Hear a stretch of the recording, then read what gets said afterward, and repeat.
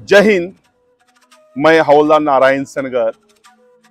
आज मैं करवीर के छत्रपति शाहू महाराज, जिनको दलितों का पालनहार कहा जाता है, ऐसे महान व्यक्ति की समाधि पे बैठा हूं। और मैं आज बात करूंगा कि मैंने कुछ दिन पहले एक न्यूज़पेपर पढ़ा और मेरे को दुख हुआ। दुख इस चीज का हुआ, उसमें लिखा था IIT, MIT, NIT, आइसर विद्यापीठ और केंद्रीय विद्यापीठ, ऐसे 5 ऑर्गेनाइजेशन में पिछले 5 सालों में 98 स्टूडेंट ने आत्महत्या कर ली।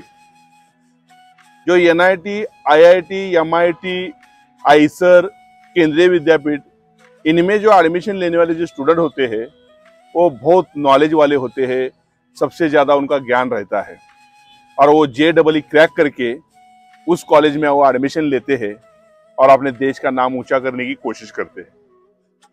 तो इन लड़कों ने जो 98 स्टूडेंट ने आत्महत्या कर ली, इनका कारण क्या था वो मैंने पढ़ा। तो उसमें कारण ये था कि एक था लव, जो प्यार कहा जाता है, और दूसरा था एग्जाम में फेल होना।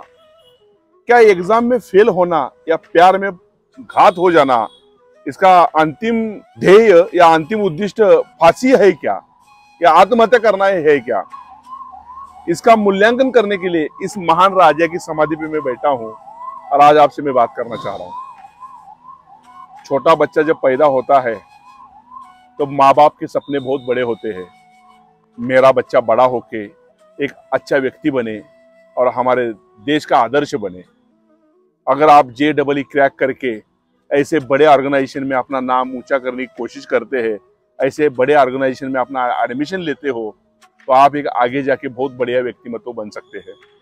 मैंने IIT के स्टूडेंट देखे हैं, बहुत बड़ी बड़ी कंपनी जैसे कि गूगल है, हमारे सत्या नडेला है, ऐसे बहुत सारे व्यक्ति हैं जिन्होंने अच्छी शिक्षा प्राप्त करके अच्छी पोजीशन पे जाके बैठे हैं, बड़ी बड़ी कंपनियों को हैंडल कर रहे हैं।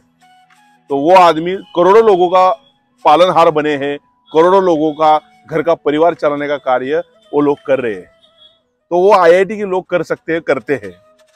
तो मैं ये सोचूंगा कि एक IIT का स्टूडेंट जो है कम से कम 10 लाख लोगों का परिवार पालने का काम कर सकता है।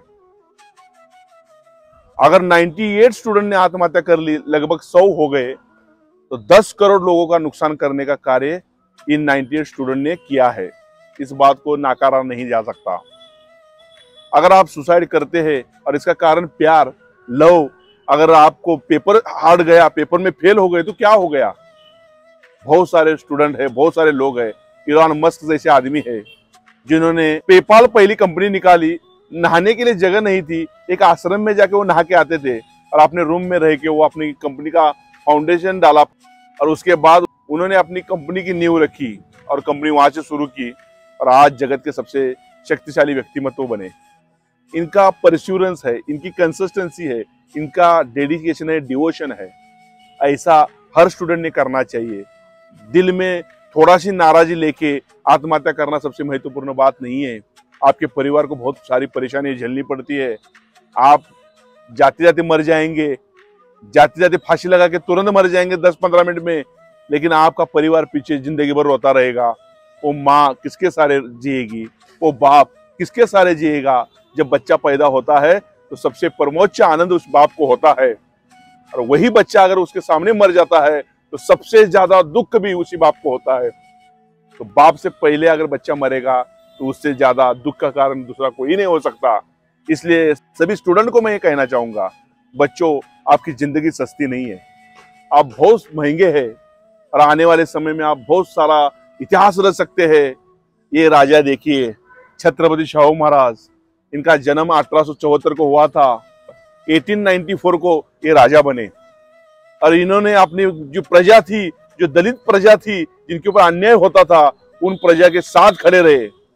दलितों के होटल पे जाके खाना खाने का कार्य भी इस राजा ने किया। इस राजा को विरोध झेलना पड़ा, फिर भी ये राजा पीछे नहीं हटा और दलितों का उद्धार इस राजा ने करने का ठान ली। उस समय सबसे ज्यादा दलितों के विरोध में बात चलती थी, ये राजा उनके साथ खड़ा रहा और दलितों को न्याय देने का कार्य किया। और इसी राजा का चेला ही हमारे डॉक्टर बाबा साहब आम्बेडकर जी थे। इन राजा ने बोला था ये दलित का बेटा एक दिन जाके बड़ा आदमी बनेगा। इन्हीं राजा ने उनको स्कॉलरशिप दी थी उस समय, दलितों के लिए बोर्डिंग निकाले और दलितों का उद्धार करने का कार्य भी इस राजा ने किया। ये राजा की समाधि है, इस समाधि पे मैं आया हूँ और आप सभी लोगों को मैं ये विनती करना चाहूंगा कि आप अपने आप को सुधारिए और सुसाइड आत्महत्या करने की सोचे मत। आप बहुत आगे जाके बहुत बड़े व्यक्तिमत्व बन सकते हैं। फेलियर आ गया, रोना नहीं, उसको और इम्प्रूवमेंट करने की कोशिश करना और अगली एग्जाम में पास होने की कोशिश करना। फेलियर आता है तो सुसाइड करना ये सबसे महत्वपूर्ण बात नहीं है, उसको फेस करना, उसको टक्कर देना और आगे बढ़ना ये आपकी सबसे महत्वपूर्ण बात है। ये बात को नकारा नहीं जा सकता बच्चों। और एक बात याद रखना, खुशी से रहो, मजबूती से रहो और कभी भी कोई फेलियर आता है तो अपना दोस्त मोबाइल के अलावा दूसरा एक दोस्त बनाओ, आपकी जो बातें हैं उसको बता सके।